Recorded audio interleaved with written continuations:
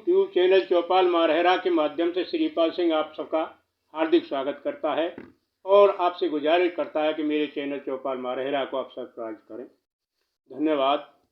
आज हम राजनीतिक परिप्रेक्ष्य में चलते हैं और अब से 10 साल पीछे की तरफ मुड़ते हैं, जिस समय 2014 में लोकसभा का चुनाव था और कांग्रेस पार्टी सत्ता में थी। उस समय चुनावों की घोषणा हो गई थी। बीजेपी में यानी भारतीय जनता पार्टी जो एनडीए की गठबंधन था उसका हिस्सा थी। उसमें विचारधाराओं में कुछ अंतर था। दो विचारों के समूह थे, एक आडवाणी ग्रुप और एक वाजपेयी ग्रुप। उस समय भाजपा के अध्यक्ष श्री राजनाथ सिंह जी थे। चुनावों के विषय में समीक्षा के लिए और आगे की रणनीति बनाने के लिए अध्यक्ष महोदय ने, राजनाथ सिंह जी ने, एक मीटिंग बुलाई कि इस समय देश की आर्थिक स्थिति छिन्न भिन्न है, दिवालियापन के कगार पर है। तो उन्होंने अपनी मीटिंग में श्री अमित शाह जी और श्री अजीत सिंह डोभाल जी विशेष रूप से इनको आमंत्रित किया और एक सीक्रेट मीटिंग बैठा ली और सोचा कि किस तरीके से जो विचारधाराओं में अंतर है इसको पहले तो दूर किया जाए और दूर न हो सके तो इसका रास्ता खोजा जाए। तो उस मीटिंग से जो आडवाणी जी और यशवंत सिंह तथा जोशी जी को अलग रखा गया। ये मुरली मनोहर जोशी जी, आडवाणी जी और यशवंत सिंह, इनका कुछ सहयोग कम मिल रहा था। राजनाथ सिंह ने इनके सामने प्रस्ताव रखा कि भाई भविष्य के लिए जो चुनाव हम लड़ने जा रहे हैं लोकसभा का, उसके लिए क्या रणनीति बनाई जाए। तो सबने कहा कि एक निश्चित नेता तैयार किया जाए, सोचा जाए किस नेता को आगे करके किस चेहरे पर हम वोट मांगें। तो यही चेहरा ढूंढा जा रहा था।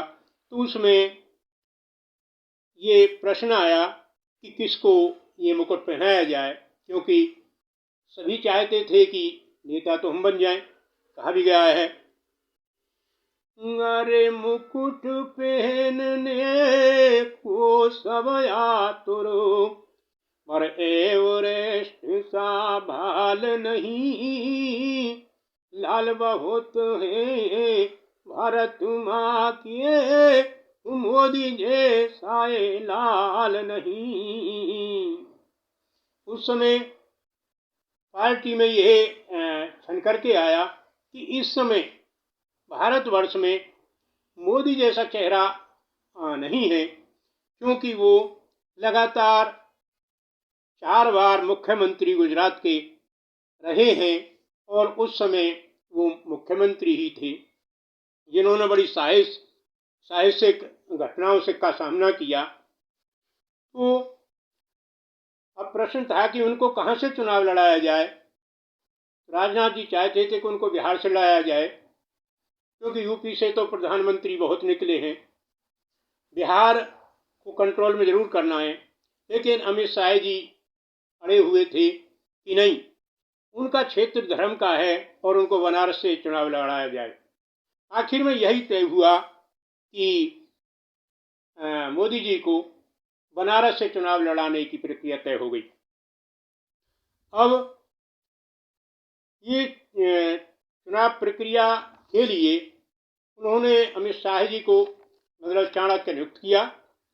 अमित शाह जी ने एक नया प्रयोग करना चाहा जो गुजरात में कर चुके थे, वो कि आईपीएस और आईएएस तथा आईआईटी के जो क्रीम बच्चे थे, विशेष प्रतिभाओं वाले थे, उनको उन्होंने अपना चुनाव प्रबंधन की जिम्मेदारी दी। अब जब ये उत्साहित बच्चे, उत्साहित क्रीम जो विशेष चेहरा थे, उनको आमंत्रित किया गया तो उन्होंने जोश भर के कहा कि अरे एक रहेंगे, एक रहे हैं, देश नहीं बटने देंगे, शीश झुका ले चाहे हिमालय, पर मातु नहीं झुकने देंगे। उनकी इस भावना को देख करके अब मोदी जी चुनाव प्रचार के महारथी तय कर दिए गए और अमित शाह जी उनके सारथी बना करके एक तरीके से दोनों को कृष्ण अर्जुन के रूप में स्थापित कर दिया गया और चुनाव की जो सारी तैयारियां शुरू कर दी गई। जब तैयारियां चालू हो गई तो उस समय जो विचारधाराएं थीं वो फिर टकराने लगी। जब विचारधाराएं टकराने लगी तो उस समय अपना उन्होंने सुरक्षित रास्ता देखा कि जिनसे विचारधाराएं मेल नहीं खाती थी मोदी जी की और इनकी, उनको किनारे करते चले गए और रण का डंका बज गया।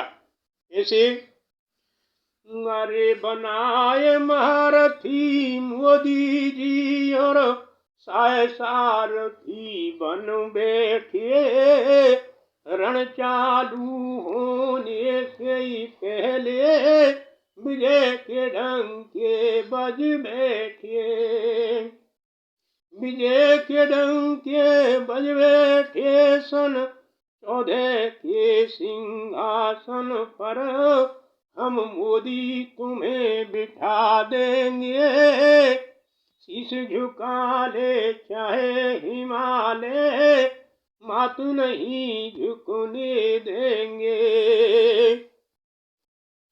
इस तरीके से सन 14 का इलेक्शन लड़ा गया और उस इलेक्शन में बड़े धनात्मक परिणाम दिखाई दिए।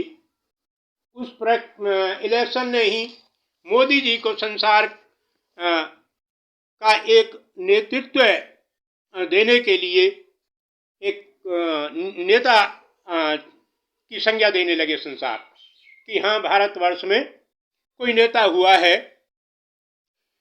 और मोदी जी ने साहसिक परिचय भी दिया। कैसे कि जिस समय 2019 में बालाकोट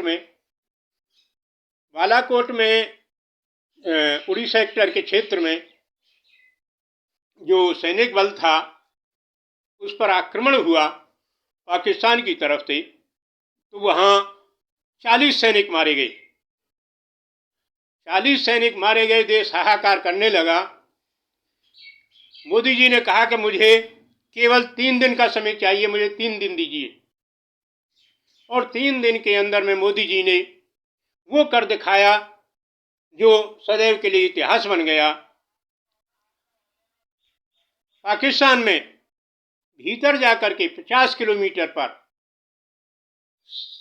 जो आतंकवादी अड्डे थे उन पर एयर स्ट्राइक की, जिसमें 40 के बदले 400 सैनिकों की हत्या कर दी। यह बदला एक अभूतपूर्व साहस का परिचय देता है। यहीं से पाकिस्तान के जो पैर थे वो खड़ने शुरू हो गए। उसी पीरियड में जिस समय ये स्ट्राइक चल रही थी तो डोभाल जी, राजनाथ जी और मोदी जी तीनों अपने यहाँ से जो स्ट्राइक थी उसका सीन देख रहे थे और पूरा रात उनको उस सीन में गुजर गया। जब तक एक एक सैनिक अपना सुरक्षित नहीं आ गया तब तक इन्होंने चैन की सांस नहीं ली। यह इनकी कितनी बड़ी राष्ट्रीय यानी कितनी बड़ी देशभक्ति थी। उसी समय फरवरी में अभिनंदन जी जो पाकिस्तान के यहाँ बंदी हो गए थे, उन्होंने इस प्रकार से गुहार लगाई कि मुझे यहाँ बिना कारण के ही रोका जा रहा है। तो मोदी जी ने पाकिस्तान को चेताया कि देखिए, मैं 3 दिन का समय देता हूं, अभिनंदन को या तो सकुशल पहुंचा दिया जाए, वरना मैं आ रहा हूं। और वास्तव में ही 3 दिन के अंदर अभिनंदन को उन्हें मुक्त करना पड़ा और सहे कुशल बाइज्जत भारत में लौटा गए। अब ये हम लोगों में उत्साह की बारी थी। कहा भी गया है, अरे खेल खेल में ही मोदी ने दुश्मन का गर्व उतार दिया। हम ये निश्चय जान गए कि नारायण ने अवतार लिया। हरे लगा अब देश का ये उद्धार करेंगे। शीश झुका ले चाहे हिमालय, पर मात नहीं झुकने देंगे।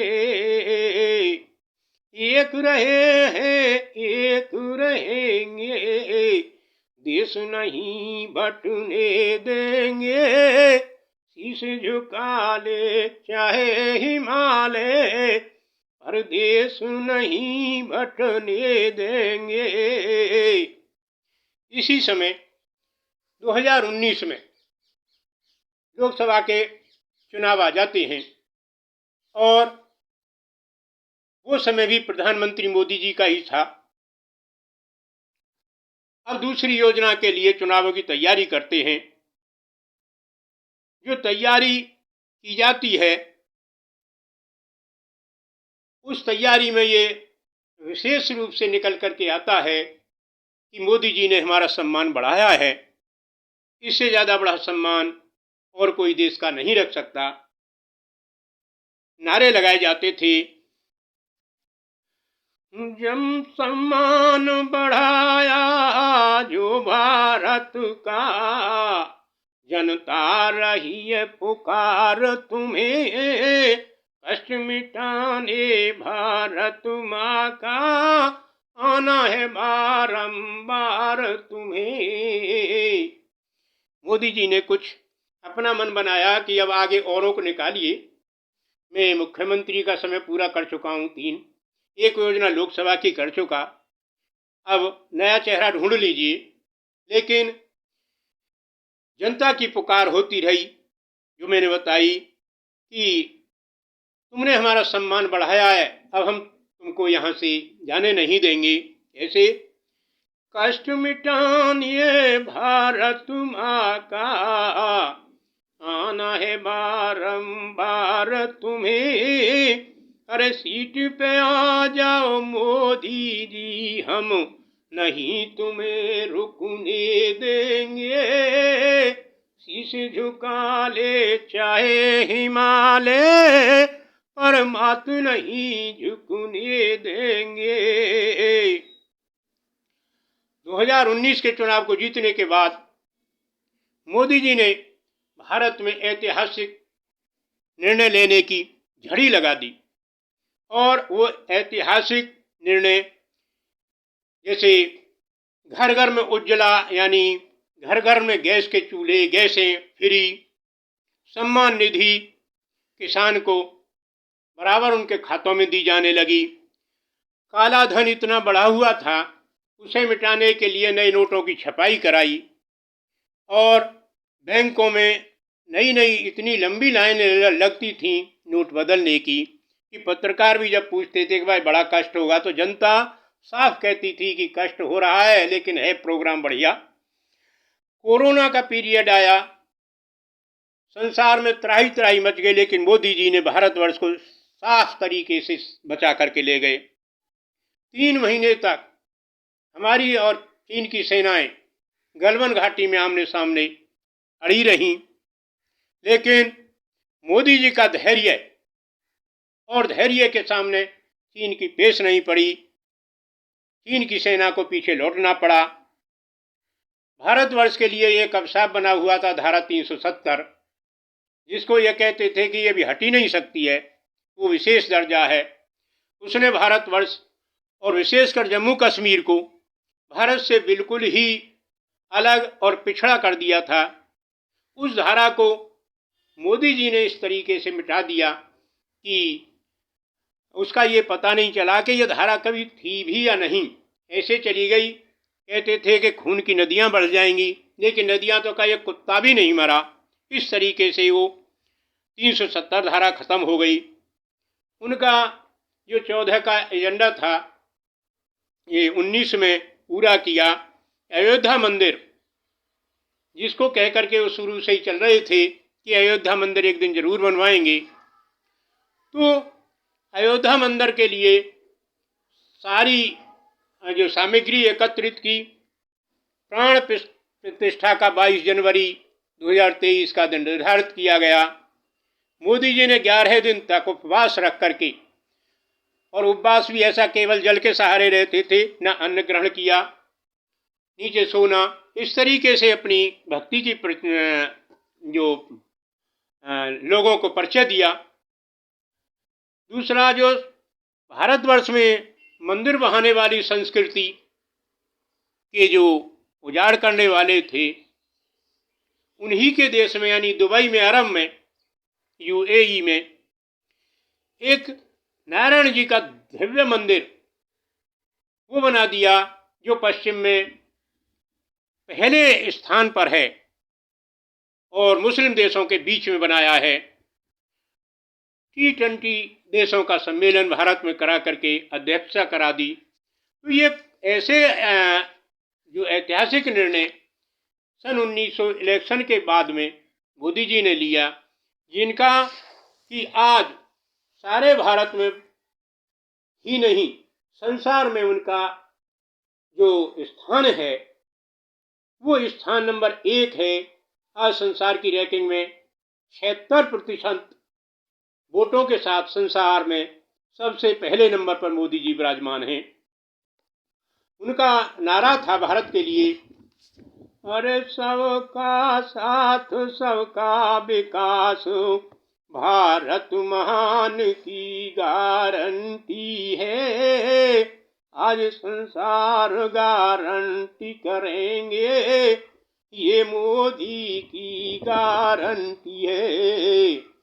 मोदी जी कहते हैं कि जो मैं कहता हूं उसकी भी गारंटी है, भारत का विकास होगा और अनुपम छटा होगी। भारतवर्ष एक ऐसा देश होगा कि महाशक्तियों का भी उसके सामने टिकना मुश्किल होगा, और ये मेरी गारंटी है, और गारंटी को पूरी करने की भी गारंटी है। आज संसार युद्धों की विभीषिका में घिरा हुआ है। आज रूस यूक्रेन में युद्ध हो रहा है, गाजा इजराइल में यानी लेबनान इजराइल में युद्ध हो रहा है गाजा पर, चीन वियतनाम युद्ध के मुहाने पर हैं, हूती विद्रोही एक यानी अदन की खाड़ी को, लाल सागर को घेरे पड़े हैं, उन्होंने व्यापार के मार्ग में उत्पात मचा रखा है। अरब कंट्री लड़ाई में सुलग रहे हैं, रूस से जो अलग हुए देश थे छोटे छोटे वो आपस में लड़ रहे हैं, पाकिस्तान में गृह युद्ध है। तो ऐसी स्थिति में भी मोदी जी ने, जिस समय यूक्रेन रूस का युद्ध प्रारंभ हुआ तो किसी की हिम्मत नहीं पड़ रही थी पुतिन से कुछ कहने की, उस समय भी मोदी जी का कहना था पुतिन से, समाधान समस्या का कभी युद्ध नहीं हो सकता है, विवेक लगाओ और ये देखो युद्ध तो घाटा ही देता है। मोदी जी पुतिन से कहते थे कि देखिए, युद्ध में कभी चाहे हारने वाला हो जीतने वाला, दोनों ही घाटे में रहते हैं। हम युद्ध को, विभीषिका को देख चुके हैं, ऐसा युद्ध किसी ने नहीं लड़ा जो हम लड़ चुके हैं। तो कोई सा भी पक्ष हो, हारने वाला या जीतने वाला, सभी युद्ध में घाटे को जाते हैं और कहते हैं शांति महंगी हो तो भी ले लो, हम तो यही कहते रहेंगे, एक रहे हैं एक रहेंगे, देश नहीं बटने देंगे। शीश झुका ले चाहे हिमालय, पर मत नहीं झुकने देंगे, एक रहे हैं एक रहेंगे, देश टुकड़े नहीं होने देंगे। मोदी जी के कारनामे एकाध नहीं हैं। सारे संसार के विद्यार्थी जो रूस यूक्रेन जाते थे, फंसे पड़े थे, भारत का झंडा यानी मोदी जी का नाम लेकर के वो भी वहां से सुरक्षित निकले। कतर से जो फांसी के फंदे पर भारतीय नागरिकों को चढ़ाने की तैयारी थी, उनको ससम्मान छुड़ाया। अब 24 का इलेक्शन आने वाला है, इसकी घोषणा होने वाली है, तो हमने अभी तक जो इनके 10 साल का जो आपको आकलन बताया है, उसी के आधार पर ये युद्ध लड़ा जाएगा एनडीए की तरफ से। इसकी जो मुख्य पार्टी होगी भाजपा होगी, और उसका भी जो क्या शंखनाद होगा। देखिए, संसार मोदी जी की तरफ नजर लगाए बैठा है, क्योंकि इस समय संसार बारूद के ढेर पर बैठा है। कैसे? जल थल और नभों में बज रही है महाभारत की घंटी है, खंड खंड धरती करने को सजी बमों की मंडी है। रोक सके तो मोदी ही रोके, किसी और की मजाल नहीं, लाल बहो तुम्हें भारत माँ के, मोदी जैसा लाल नहीं। मुकुट पहनने सब आतुर हैं, पर एवरेस्ट सा भाल नहीं, लाल बहो तुम्हें भारत माँ के, पर मोदी जैसा लाल नहीं। इस समय संसार बारूद के ढेर पर है। रूस भी महाशक्ति, परमाणु, हाइड्रोजन, अमेरिका भी, फ्रांस भी, यानी यूरोप के कई देश, भारत, पाकिस्तान भी, चीन भी, सब अपनी अपनी ज्वालाएं लिए बैठे हैं। किसी समय कुछ भी हो सकता है, सर्वनाश होने में देर नहीं है। तो सब मोदी जी से आस लगाए बैठे हैं।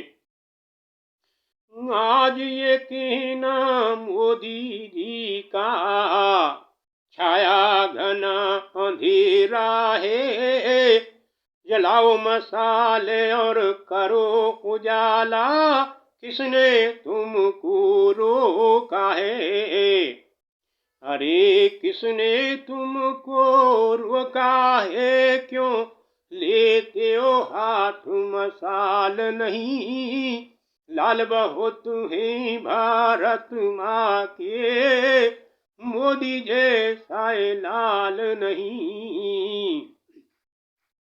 इस समय जब मोदी जी से संसार गुजारिश करता है, तो मोदी जी साफ कहते हैं कि भाई, उजाला करने के लिए आप भी तो स्वतंत्र हैं, शांति की मसाल को बढ़ाइए, आगे के लिए मैं आपको पूरा सहयोग दूंगा। अब इस पीरियड में जो अभी तक मोदी जी का कार्यकाल आया है, हम देखेंगे कि मोदी जी ने जो अपने विजय रथ दौड़ाए हैं, वो कैसे कैसे, यानी किस किस तरीके से सफल हुए हैं। मोदी जी 1980 में जिस समय उन्होंने राजनीति शास्त्र से गुजरात विश्वविद्यालय से एमए किया, और उसी समय उन्होंने आरएसएस ज्वाइन की, तो वो आरएसएस से ऐसे जुड़े कि आज तक उसकी जो लौ थी उसको सूर्य की किरणों में बदल दिया है। 1990 का जो आडवाणी रथ था जो अयोध्या से चला था, वह उन्होंने मुंबई से सोमनाथ यात्रा को अपने संरक्षण में लिया मोदी जी ने और सफल चलाया। 2001 में जिस समय केशुभाई पटेल गुजरात के मुख्यमंत्री बने थे, उसी समय जो पुराने मुख्यमंत्री थे वो पूरी की पूरी यानी शंकर सिंह बघेला पूरी की पूरी कांग्रेस को लेकर के हट गए थे। तो केशुभाई पटेल के स्थान पर 7 अक्टूबर 2001 को मोदी जी को गुजरात का मुख्यमंत्री बनाया गया।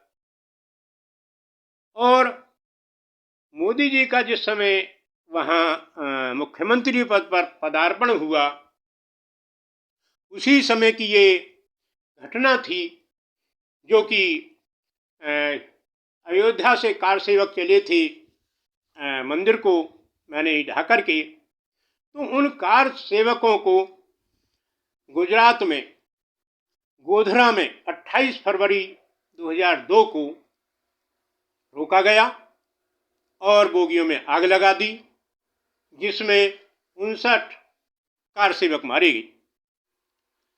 कार सेवकों के इस प्रकार जल जाने से एक साथ ही गुजरात में अग्नि की ज्वाला भड़क उठती है। दंगे जगह जगह, सारे गुजरात में दंगे फैल जाते हैं और दंगों में 1200 लोग मारे जाते हैं। उसके अपराधी की श्रेणी में मोदी और शाह दोनों आते हैं, जिनको दिसंबर 2010 में बरी कर दिया गया है। ये इतिहास की ऐसी घड़ियाँ थीं, साहसिक परिचय थे, जिन्होंने लेखक को कहने के लिए मजबूर कर दिया कि हार जीत दो पहलू हैं संघर्षों के जीवन पथ पर, कभी न मुड़ के पीछे देखे चढ़ा वीर विजय रथ पर। कभी हार जिसने नहीं देखी वो वीर कहो कैसा होगा, महाभारत में पार्थ हुआ या इस युग का मोदी होगा। मोदी जी के लिए ये सच्ची 2 लाइन है कि जिस प्रकार से महाभारत के नायक ने कभी हार नहीं देखी, तो अपने जीवन में मोदी जी ने भी हार कभी नहीं देखी। क्यों नहीं देखी? क्योंकि इसको पहले ही मैं बता चुका हूँ कि 3 कार्यकाल मुख्यमंत्री के बीते, 2 कार्यकाल अभी तक लोकसभा के बीते, तीनों में नायक बन करके उभरे और विरोधियों को अच्छे अंतराल से पछाड़ा। इस उपलब्धियों से उनको इतिहास पुरुष की पदवी दी गई है और भारतवर्ष का सम्मान बताने के लिए कहते हैं, अरे कौन जानता था ये जग में भारत जगत गुरु बन जाएगा, महाशक्तियों के बीच में ऊंचा ध्वज लहराएगा। अरे ये लगता मोदी जी भारत का मान बढ़ा देंगे, शीश झुका ले चाहे हिमालय, मात शीश नहीं झुकने देंगे। एक रहे हैं एक रहेंगे, नहीं देश बटने देंगे, शीश झुका ले चाहे हिमालय, मात का शीश न झुकने देंगे।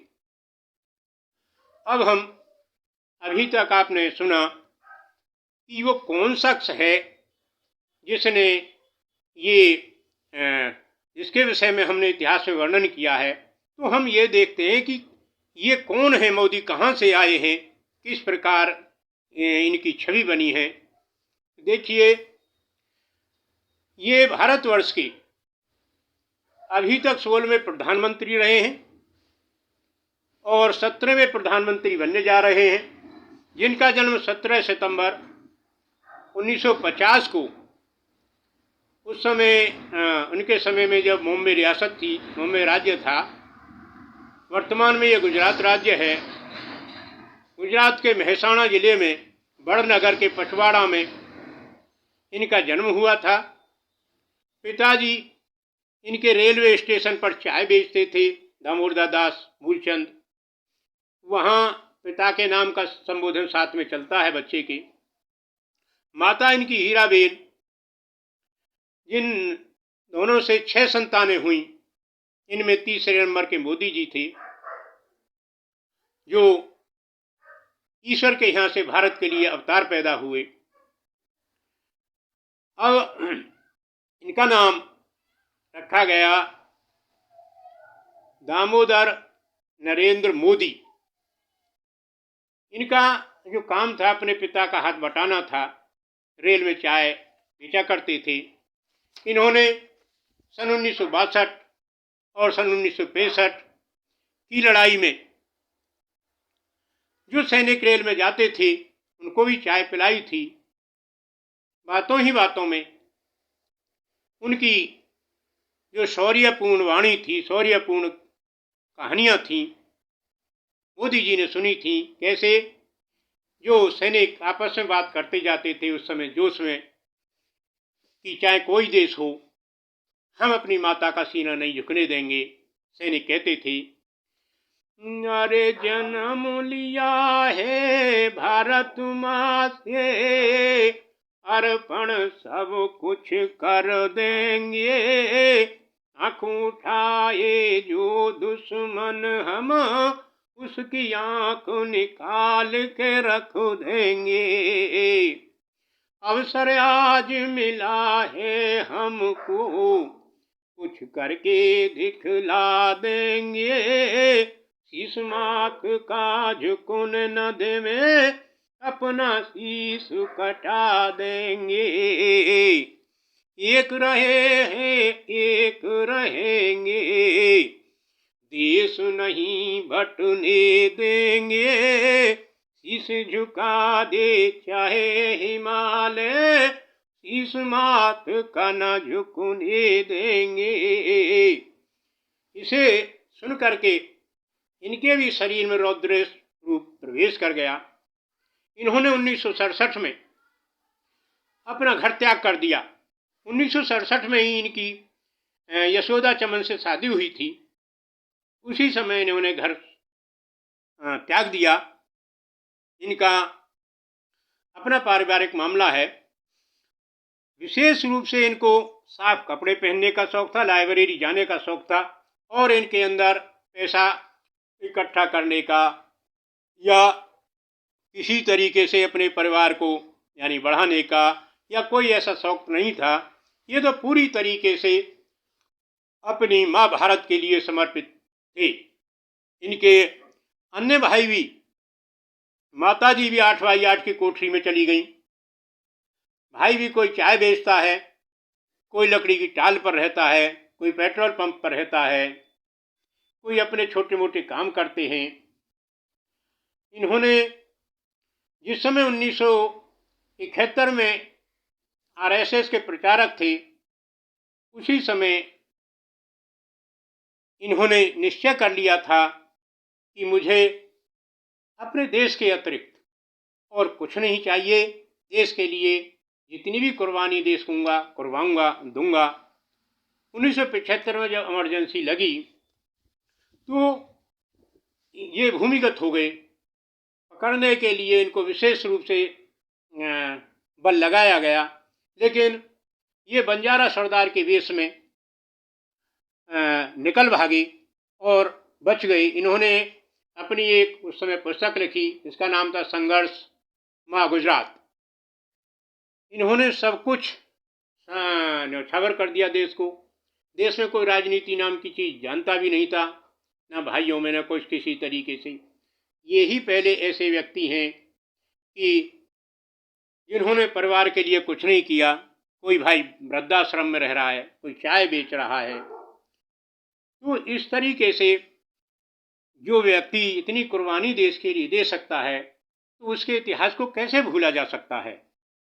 आज साथियों 24 का जो इलेक्शन जा रहा है, मेरा आपसे निवेदन है कि इनके त्याग और इनके जो संघर्षपूर्ण जीवन है उस पर नज़र रख करके भारत की शान को बचाने के लिए जितना भी आप सहयोग दे सकते हो तन मन धन से इनके पीछे अर्पित करना होगा और हम इनको विजयी बनाएं, इस उद्देश्य से हमको चलना होगा। संसार में कौन देश ऐसा है जो अपनी माँ का, अपने देश का सम्मान ऊंचा नहीं चाहता, और ऐसा वीर हमको पहले मिला है। तो मैं आप सभी से निवेदन करूंगा कि मेरे चैनल को सब्सक्राइब करें, जो त्रुटियां हों उनको माफ़ करें, जो आप मुझे इसी तरीके से शिक्षा दें वो मुझे मान्य होगा। धन्यवाद और नमस्कार।